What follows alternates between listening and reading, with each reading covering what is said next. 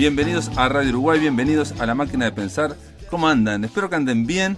Arranca La Máquina de Pensar, llegamos al viernes. Ustedes ya lo saben, lo hemos dicho durante toda la semana. Hoy es el día de Todos Somos Raros. A las 19:30 horas arrancamos en el Centro Cultural de España con Carlos Callavet, con Mauricio Koch, el escritor argentino, y con la música de Carmen Pi, así que todavía están a tiempo para ir. Pero ahora, en La Máquina de Pensar, para terminar esta semana, vamos a escuchar un programa especial. Ustedes lo saben porque en su momento estuvimos conversando con los organizadores. Este año hubo en Montevideo un encuentro que se llamó LASA Cono Sur. Eran latinoamericanistas del Cono Sur y de Estados Unidos, básicamente, que se juntaron cerca de 500 ponencias en la Biblioteca Nacional, en la Facultad de Ciencias Sociales y en la Facultad de Humanidades y Letras.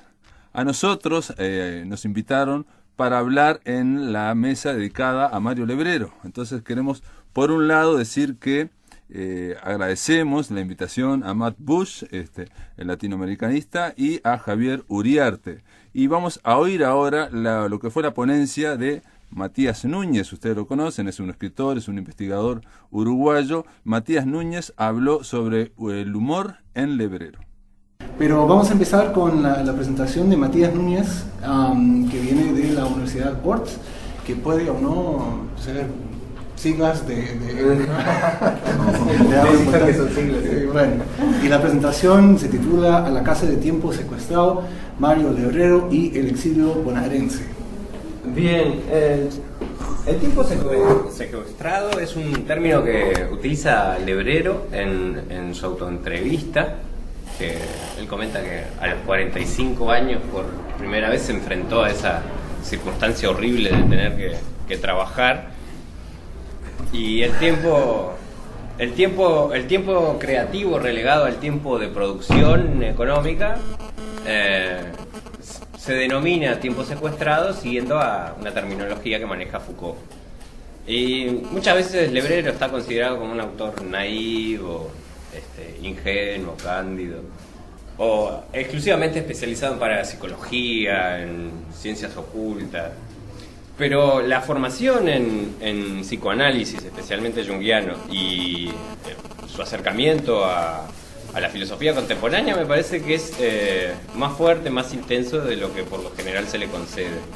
En este caso, el tiempo secuestrado, como dijimos, significa el tiempo de trabajo. Y esos 45 años que él dice, a los 45 años me enfrenté a esa cosa espantosa que es trabajar, coincide con su estancia en Buenos Aires, que su trabajo era en una revista de crucigramas, haciendo juegos de ingenio y crucigramas. Y en medio de esa circunstancia se cruzan varios factores, que son el exilio, una especie de exilio autoimpuesto y económico, pero también la soledad, y este factor o este elemento central, que es el tiempo de secuestro. Y él lo centra tanto en Apuntes Bonaerenses como en Diario de un Canalla, que para mí están interconectados. Construyen de su estancia en Buenos Aires un discurso que critica severamente dos instituciones, la médica y el sistema económico o de producción que tiene que ver con trabajar. La médica porque en Diario de un Canalla es cuando empieza a mencionar su profundo rechazo por lo que le pasó en su operación de vesícula y su enfrentamiento con la muerte, y hace mención a esa novela todavía no publicada para cuando se escribe Diario de un Canalla, que es la novela Luminosa. Es la novela que él escribe pensándola como póstuma, casi, como para protegerse ante la inminencia de la muerte que suponía una operación de vesícula. En ese texto, Diario de un Canalla, incluye una serie de postulados en torno al ser, al espíritu, que tienen que ver con elementos que en esa época especialmente él manejaba desde la parapsicología. La dimensión del ser, cómo desarrollar la espiritualidad, cómo en medio de esa soledad se encontraba a sí mismo, y empieza a encontrar una serie de señales en el patiecito de la vivienda donde donde se está quedando, a partir de la caída de un pichón, primero con una rata, un pichón, empieza a dialogar con el cosmos y a encontrar cosas sobre sí mismo. Todo lo que escribe sobre esa rata y sobre ese pichón, en realidad termina siendo una escritura sobre sí mismo. Con respecto al sistema médico, esa intervención a la que es sometido lo lleva a una serie de disquisiciones que se asemeja mucho a lo que él piensa, por ejemplo, con respecto al relato policial de esa literatura científica donde 1 más 2 da 3 y es como una especie de relato positivista que él, cuando se dedicó a parodiar el género policial, se encargó de desmontar. Ya van a hablar de eso. Lo mismo hace con el sistema médico, con la forma en que es tratado el cuerpo como un elemento como un objeto de intervención. Él lo relaciona con el espíritu, con otras formas terapéuticas que tienen que ver con la escritura como medicina central.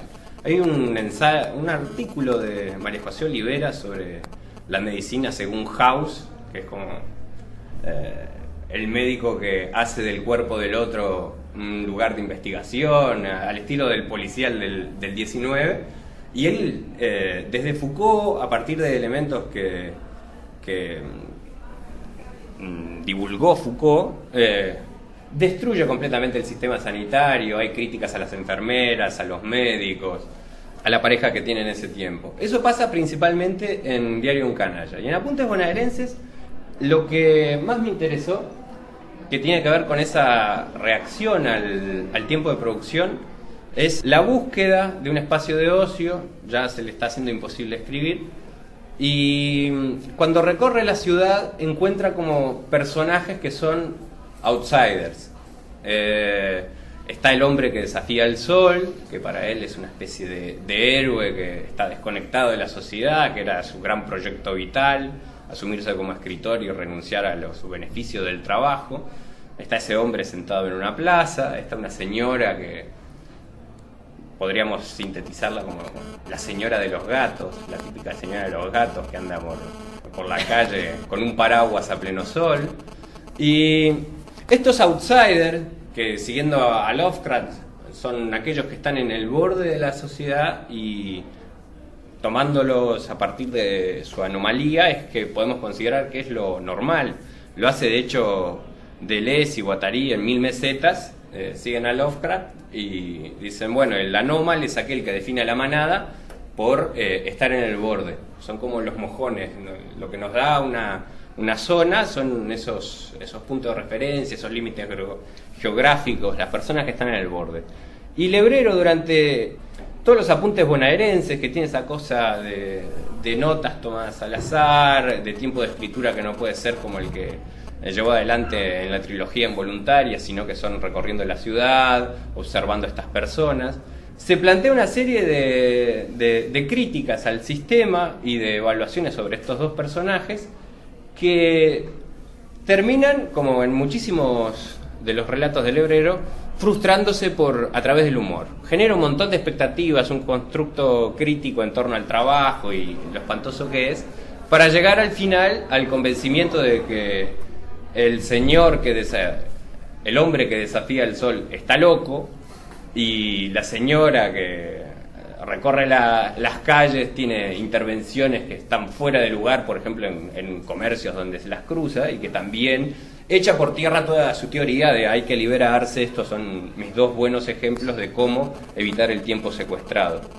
Y eso, que al final termina con una especie de alusión a los textos moralistas, donde por lo general hay alguien inteligente que se vale de un necio para ejemplificar qué es lo que se debe hacer. En el caso de Lebrero, él llega como una especie de admisión.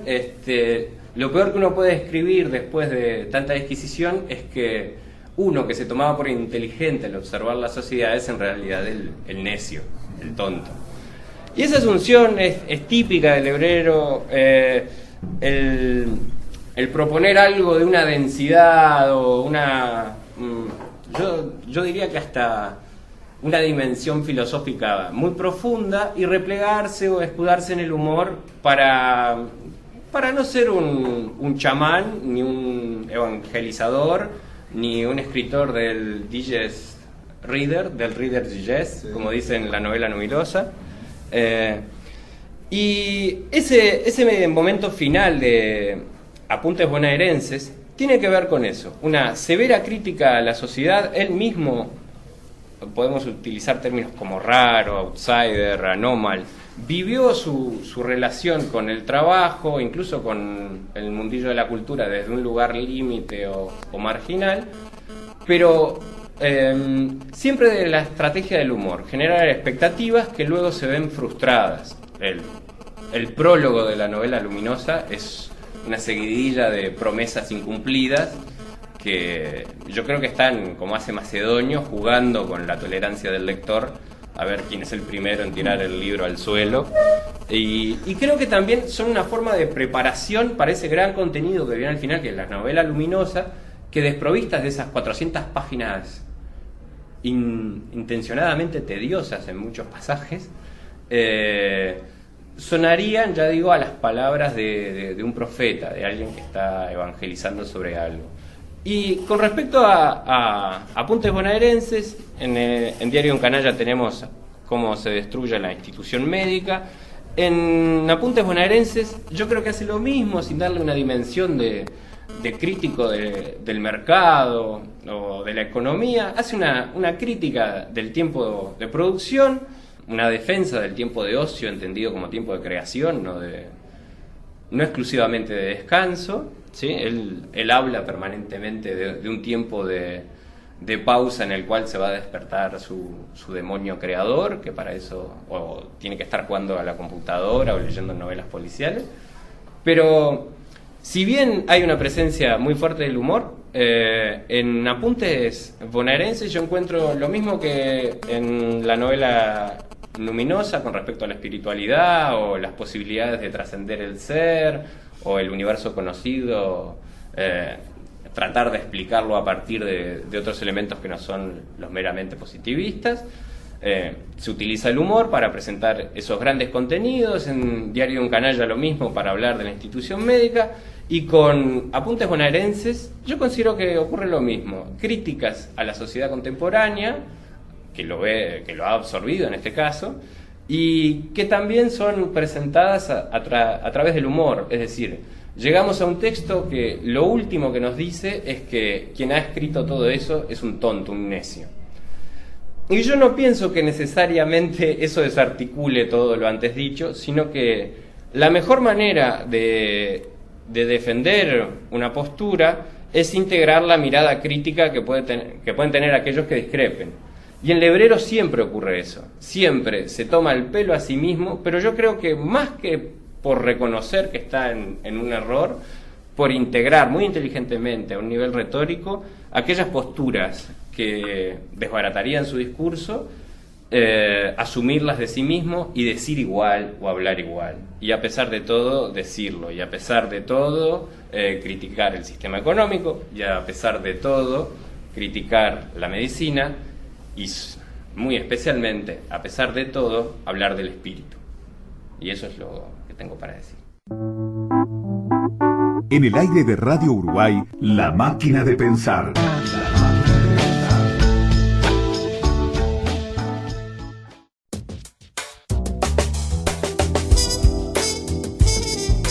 Si querés volver a escuchar entrevistas o columnas, ingresá a piensamáquina.blogspot.com.uy y bienvenido al corazón de las palabras.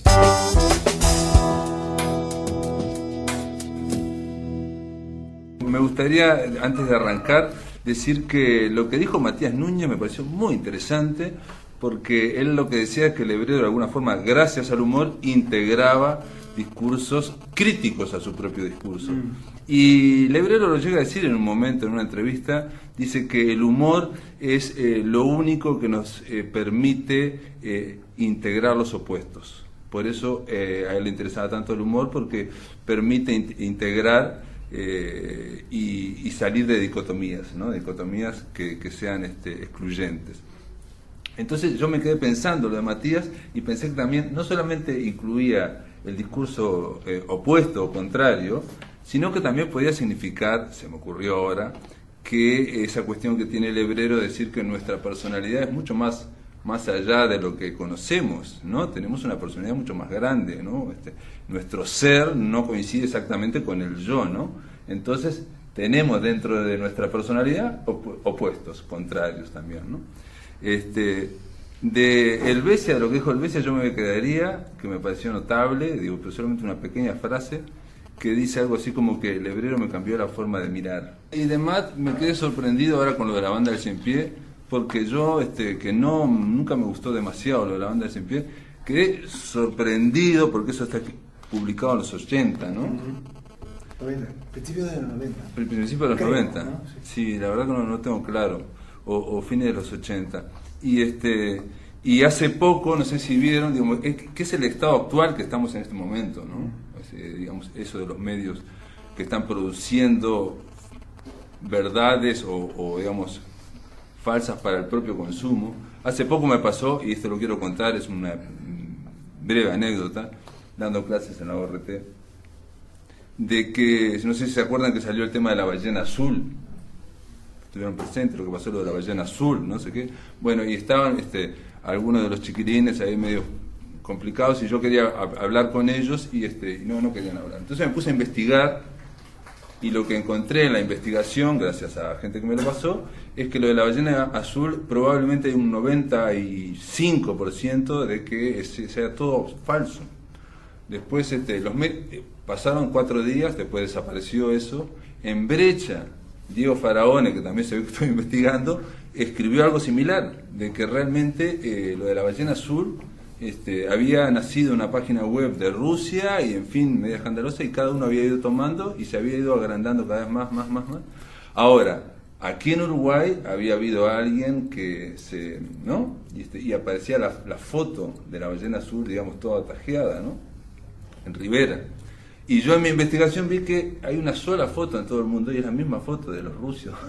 O sea, lo estaban pasando en la República, ponía la misma foto de los rusos sin decir que era la misma, me explico, diciendo pasó algo así. Con lo cual estamos viendo un tema que aparece en los medios, que nos ocupa durante 2 días, 3 días, después desaparece y bueno, ocupó una serie de cosas. Hay televisión, después fueron procesados gente, pero aparentemente todo termina siendo como la banda del Cien Pies, me sorprendió. Bueno, todo esto voy a arrancar con lo mío, porque lo mío es fue un viaje de arena gruesa y no sé, pero bueno. Digamos que voy a arrancar con muchos paréntesis. Pretender hablar de la evolución política de Mario Lebrero parece algo difícil y sobre todo inútil, pero yo lo voy a intentar. Antes quiero citar a Borges en una entrevista que le hizo Álvaro Miranda en el año 78, donde el argentino, además de repetir aquello que decía siempre, de que lo menos importante de un escritor son sus opiniones, Borges las defiende. Dice que es importante que el escritor tenga esas opiniones porque le sirven de estímulo a él y solo a él para desarrollar su obra. Si Neruda hubiera descreído del comunismo, hubiera sido un mediocre poeta romántico, dijo Borges. Otro ejemplo es el inglés Carlyle, ¿no? Thomas Carlyle, que según Borges era un nazi avant la lettre. Podemos condenar ese hecho, dice Borges, pero si él no hubiera tenido esa convicción de que la historia es la historia de los héroes, no habría dejado su obra extraordinaria.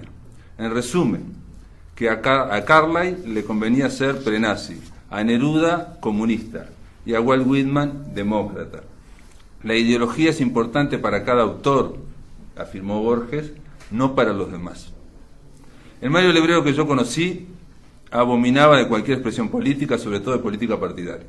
Es más, la propia palabra política parecía en él teñida por un barniz de reprobación. En una de las cartas que intercambió con el poeta rosarino Francisco Gandolfo en el año, fíjense, 3 de marzo de 1976, habla precisamente del desgaste de las palabras, ¿no? De los lugares comunes.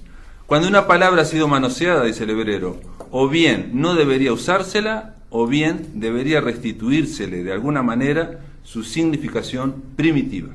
Esto dice Lebrero a Francisco Gandolfo, que es el padre de Elio Gandolfo.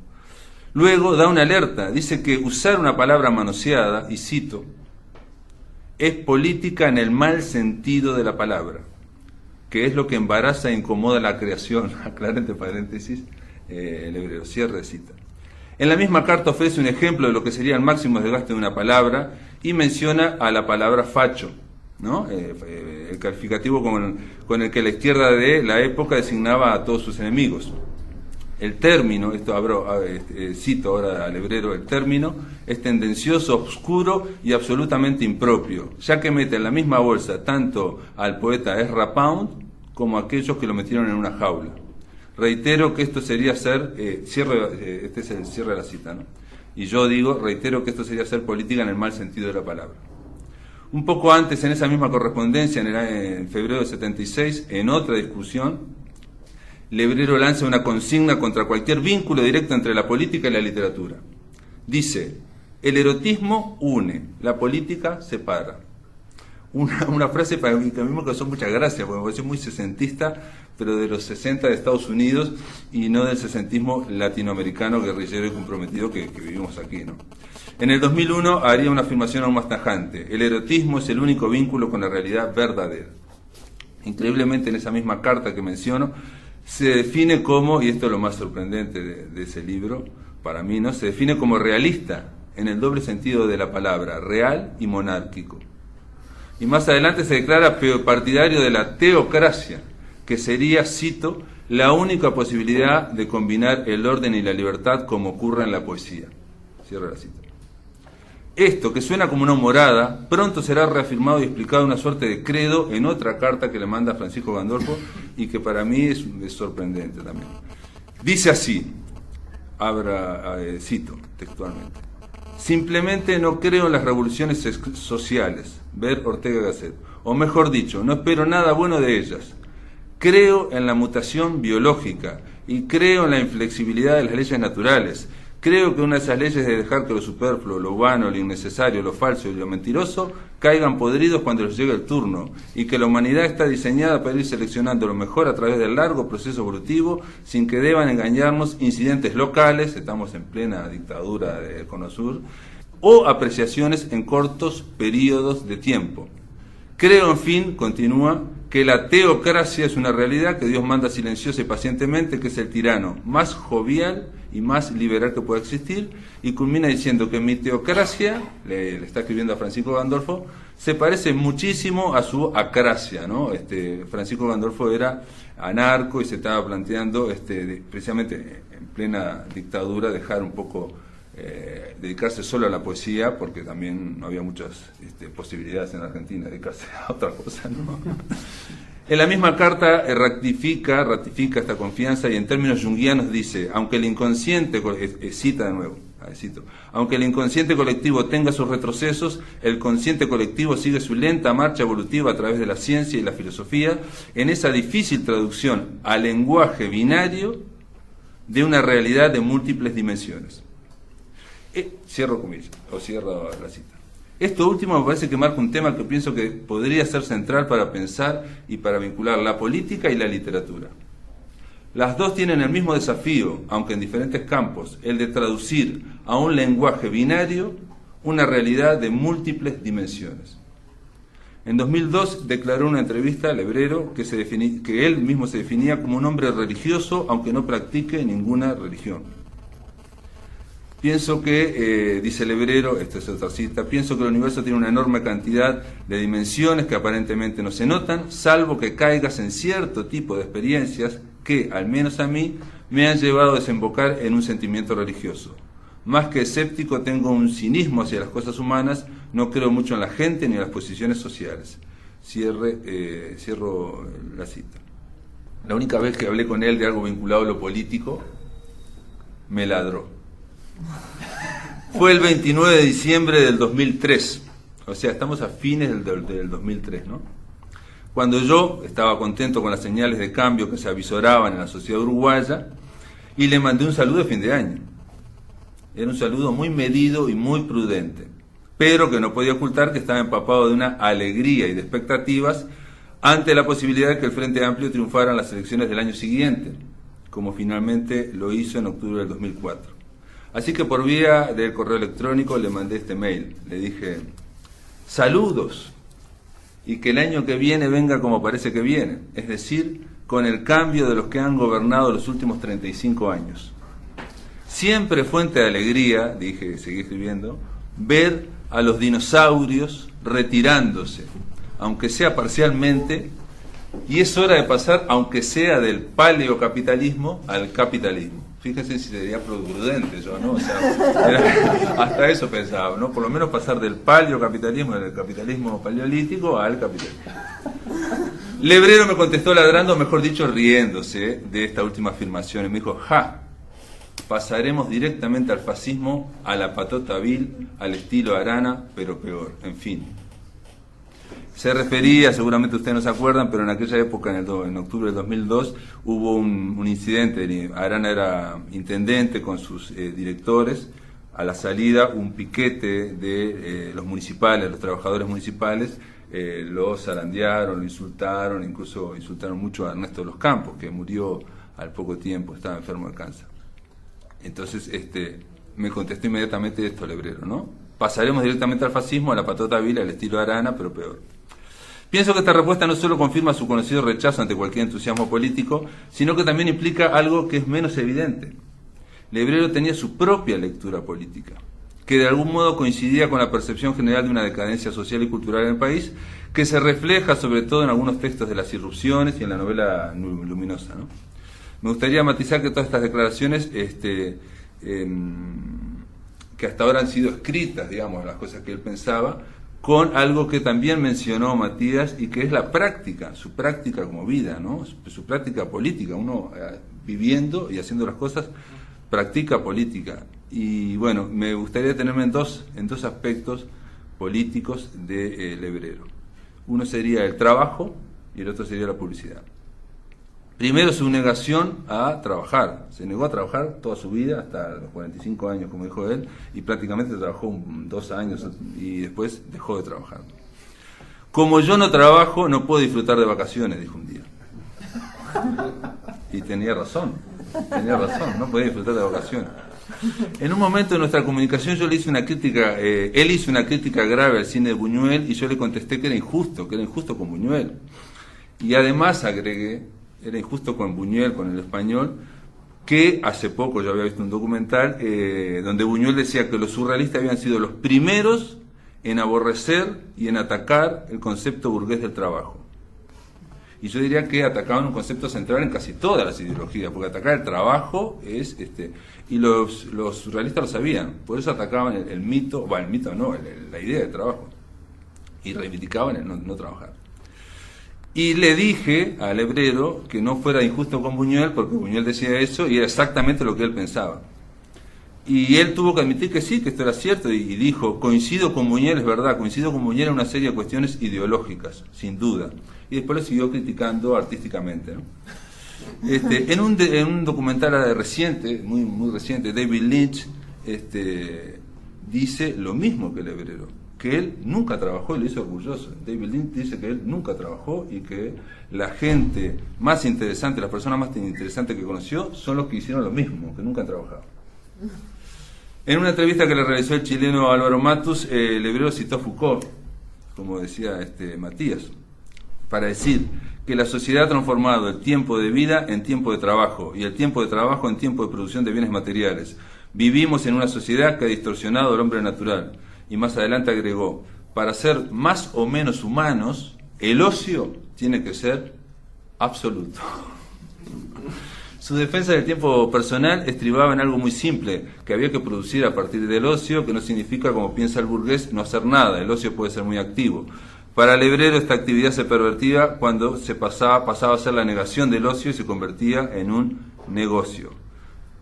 Cito, no hago nada que no me guste, cierra la cita, dijo, y a todos, creo yo, aquí por lo menos nos invade una sana envidia, ¿no?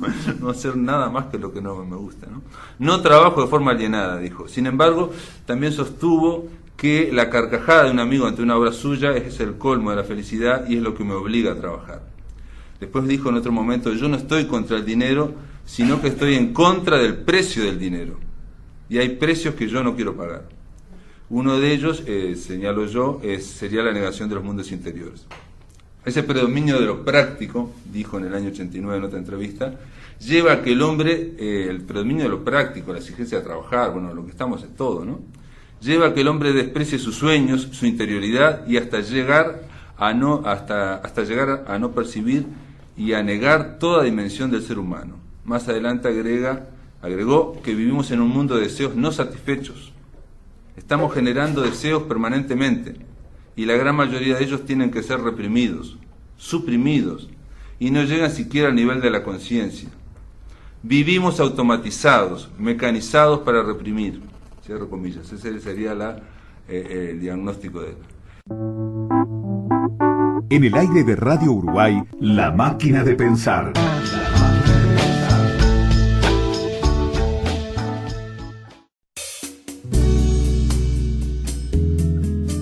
Si querés comunicarte con La Máquina, envía un SMS al 099 78 0066. Correo electrónico a lamaquinadepensar@adinet.com.uy. Facebook La Máquina de Pensar. Continuamos, amigos, en La Máquina de Pensar. Estamos oyendo la ponencia en torno a Mario Lebrero y la política.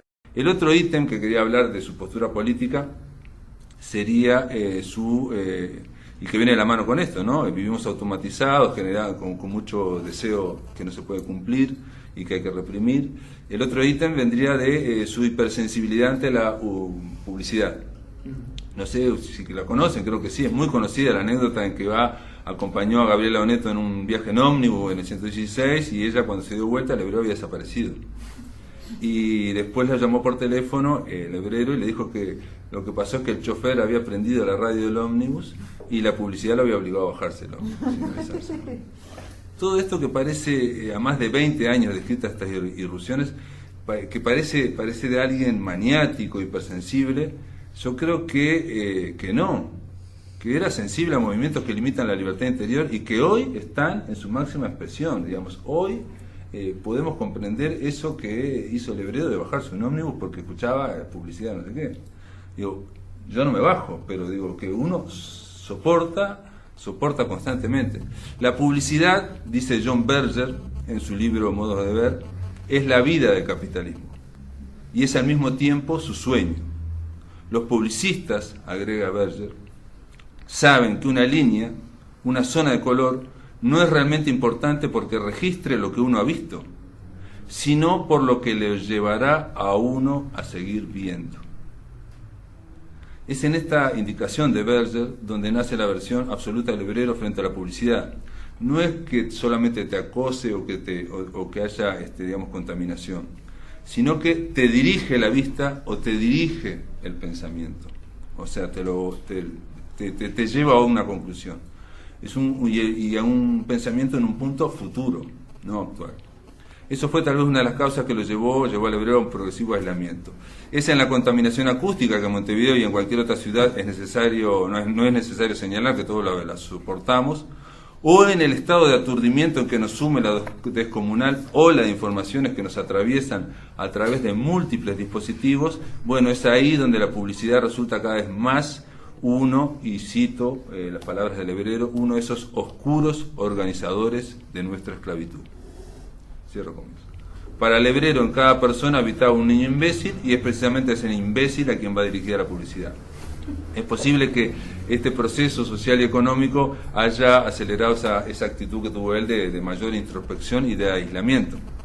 En una entrevista que le hicieron en el 2004, la última, en febrero del 2004, dijo que se había vuelto tan fóbico que necesitaba reglamentar el flujo de los visitantes. Dijo, cito, las reuniones con muchas personas me molestan porque no tienen profundidad. Es imposible tener un diálogo profundo. Por eso trato de reunirme con una sola persona cada vez. Eso permite más el diálogo de alma a alma. Si no, todo es muy superficial. Cierro comillas, resumía esta versión por el grupo humano en el verso del poeta argentino Porcia, que dice, 100 hombres son la centésima parte de un hombre. Y en el año 76 escribió Francisco Gandolfo esta frase también, que es, todo grupo, especialmente en arte, a mí me suena justamente a grupo, ¿no? A cosa mediocre o estafa. Abominaba leer cualquier texto de prosa vagamente sociologizante, Ahí, bueno, le estuve, en su momento yo lo toreaba en mi comunicación con él y le mencionaba, dice, cada vez que te menciono literatura comprometida, masificación, sociología, dice, reaccionás mal, ¿no?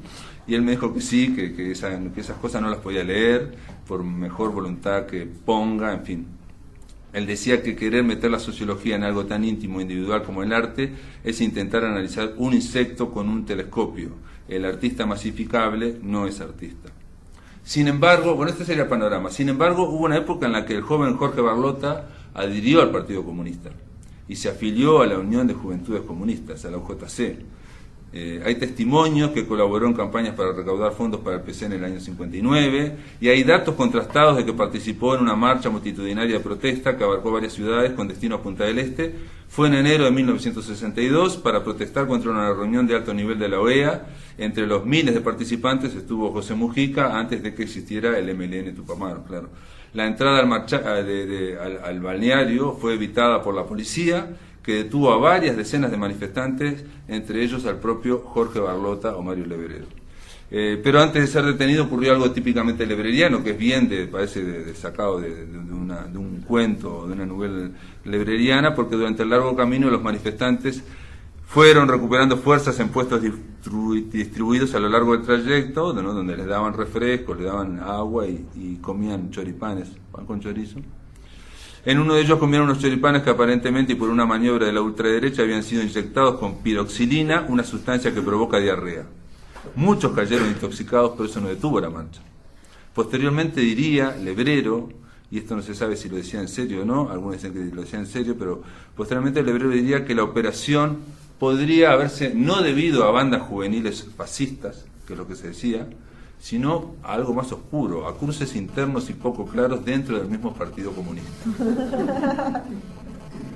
Pero no solo hubo una militancia política hasta el año 62 al menos, sino que hubo un vínculo de Lebrero con el polo comunista.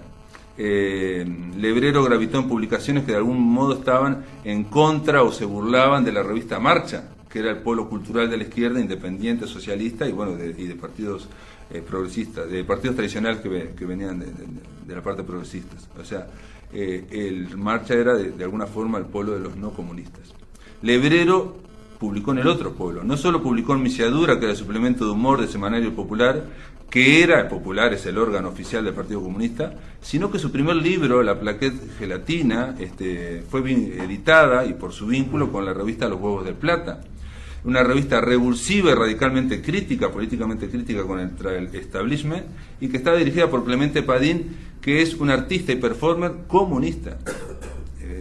Padín es comunista, que años más tarde sufrió prisión en la dictadura. Con esto quiero decir que había como una serie de vínculos ahí.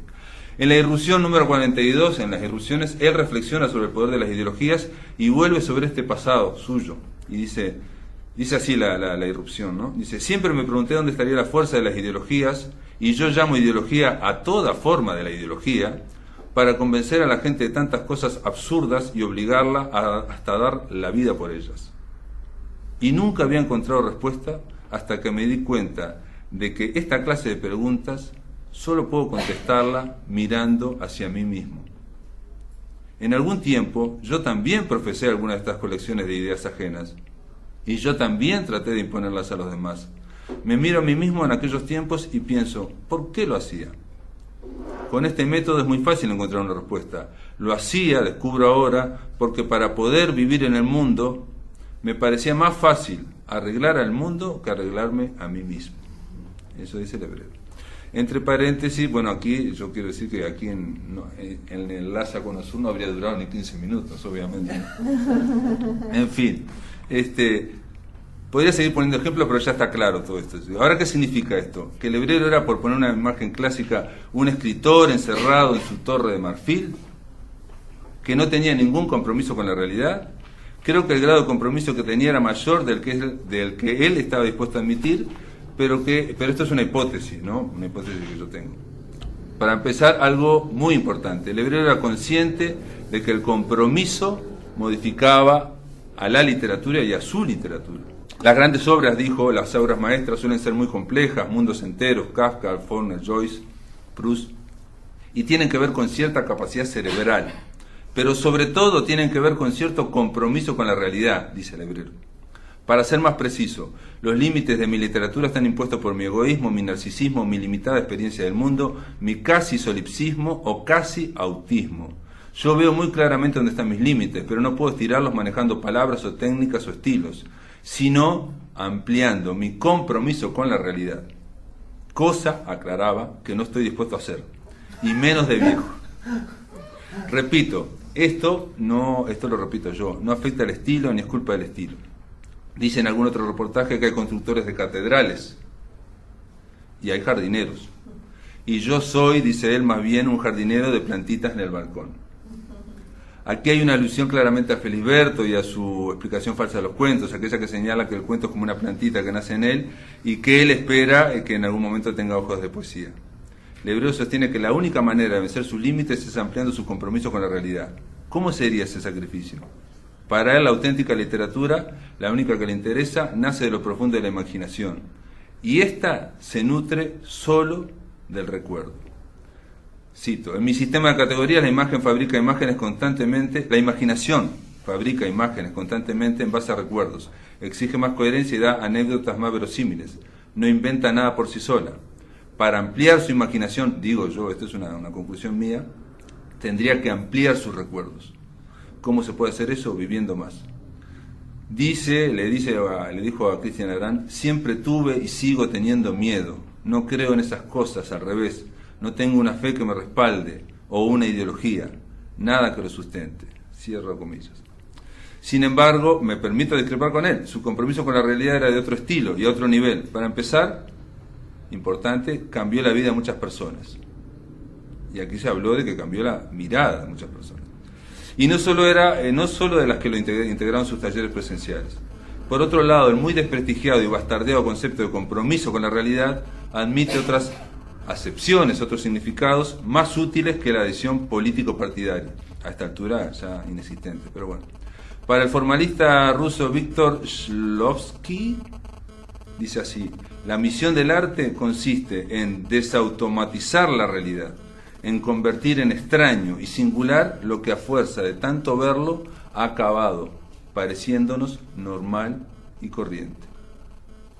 Ante esto, Javier Cercas, en su último libro de ensayos, El punto ciego, agrega, Montaigne, el ensayista francés, observaba que la costumbre borra el perfil de las cosas, volviéndolas imprecisas y anodinas.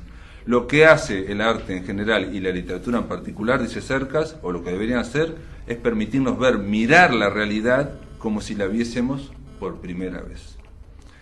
Cercas dice también que la realidad no es solamente la física, sino también la realidad moral y política. Y sobre eso del perfil de las cosas de dibujado, Mario Lebrero tenía mucho que decir. En su última entrevista dijo que los escritores son artistas especiales, más próximos a la filosofía, no sé si por la intervención de la palabra, dijo, porque en el escritor, aparte de esa percepción elaborada, hay una interrogación intelectual, una preocupación filosófica. El escritor tiene mucho de filósofo, y los filósofos, por lo general, son muy buenos escritores. En ambos casos, la relación con el mundo, la forma de estar en el mundo, no es simple, sino muy compleja, y siempre con una interacción intelectual, reflexiva y meditativa. Cierro comillas. Ahora voy a contar una breve anécdota, que tengo una amiga actriz que se llama Karina Viasco, ella estaba estudiando en la Escuela Municipal de Arte Dramático y tenía que, para un trabajo, hacer una encuesta a escritores. Y yo le di el mail de Lebrero y la encuesta era la siguiente, lo que le preguntó ella, le iba preguntando a distintos escritores, ¿no? Y lo que le preguntó a Lebrero es esta. ¿Cree usted que la dictadura se reflejó en la literatura uruguaya? ¿Y en la suya? ¿Cómo? Esa fue la pregunta que le mandó a todos los escritores, ¿no? Mario Lebrero contestó, estimada Karina, no sé cómo se te ocurre preguntar estas cosas. Es obvio, dice Lebrero, ¿no? en la respuesta, es obvio que un gobierno terrorista tiene que influir en cantidad de cosas y entre ellas la literatura. ¿Cómo se refleja? No sé. En mi caso las cosas se procesan en el inconsciente y yo solo veo los resultados. En la literatura de otros tampoco sé cómo se dan esas relaciones de causa y efecto. Cierra la cita. En Lebrero, para terminar, en Lebrero hay algo que hablamos el martes, digamos, con Matt y con Matías y con el Besia, En el hebreo la idea del tiempo se multiplica y se desintegra al mismo tiempo, valga la redundancia, lo mismo que la idea de la realidad. Cito una cita, normalmente uno accede, dice el hebrero, normalmente uno accede a una mínima porción de lo espiritual. Al entrar en esa experiencia lo personal se amplía hasta el infinito. Se les suele llamar experiencias místicas por el desprecio que producen al predominio de lo práctico, pero yo no lo considero ni místico ni mágico, sino como un componente natural de la realidad. Cierre la cita. Lo mismo ocurre con la identidad, pienso yo, con el yo. La propia literatura surge como una forma para el hebrero lenta y costosa, pero deliberada, de tomar conciencia del yo, de irse apropiando de espacios internos, ocupados u ocultados por la presión exterior de la sociedad. En este proceso encuentra que estos espacios son interminables, son infinitos. El yo es un pozo sin fondo, tanto como la realidad un tiempo sin límite. Estos descubrimientos vertiginosos fueron alejándolo de la política general y acercándolo a la vez a dos tópicos que parecen antagónicos para mí, ¿no? Las micropolíticas del cuerpo, el odio a la publicidad, el odio al trabajo y otras convenciones represivas, donde lo que importa es la liberación de espacios interiores para desarrollarse. Por algo él tituló como Espacios Libres, al que sin duda es el libro más experimental de cuentos que tiene. Al mismo tiempo que se aísla, reivindicó, sin embargo, una mirada lejana, global y tal vez extraña del mundo y de la especie humana. Ver la realidad desde los ojos de un perro, de una hormiga o de un árbol da otra perspectiva, una que enriquece el mundo cotidiano y al desautomatizarlo lo vuelve múltiple y rico, y tan extraño como cercano, lo mismo que ocurre con los aspectos interiores y desconocidos de nuestra personalidad. Según Rancière, y esto cito un artículo, el arte es político en la medida en que interviene en la experiencia sensorial. Esto siempre se inscribe en un sistema de inclusiones y exclusiones, que es nada menos el corazón de la política. Muchas gracias. Amigos, espero que les haya gustado, que les haya interesado. La máquina de pensar termina ahora y continuamos el lunes a partir de las 19 horas. Los espero aquí por Radio Uruguay. Que lo pasen muy, pero muy bien.